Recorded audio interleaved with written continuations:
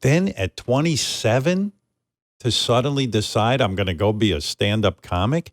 Where the hell does that come from, man? It's so weird. Well, I think I started stand-up comedy for two very, very, very specific goals that I wrote down when I was 27, and I still have the piece of paper. They're very specific. The two things I always wanted to do was sell out or perform at Madison Square Garden, the real Madison, the arena, Right. the upstairs, because that's where my father used to take me to basketball games and we would bond and talk. So I was like, it'd be cool for me to perform here one day, because by that time I knew I wasn't going to make the NBA.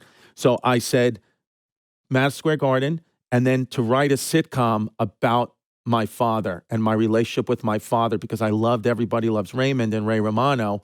And so I was like, I want that, because I loved the relationship he had with his dad on the show. And those were the very laser focused goals. And I'm telling you, if I'm fortunate enough to get those goals, I don't know, but I would feel fulfilled, and I could go back to physical therapy.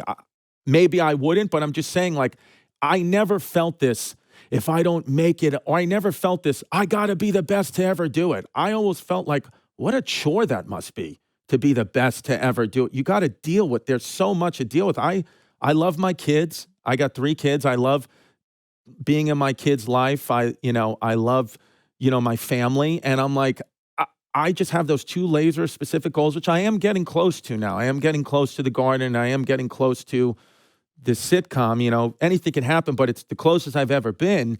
And I am having this little thing in my head where I'm like, wow, if I get that, are there new goals I could make for myself? Because again, I didn't have the dream from when I was a little kid. I thought I was going to be a history teacher.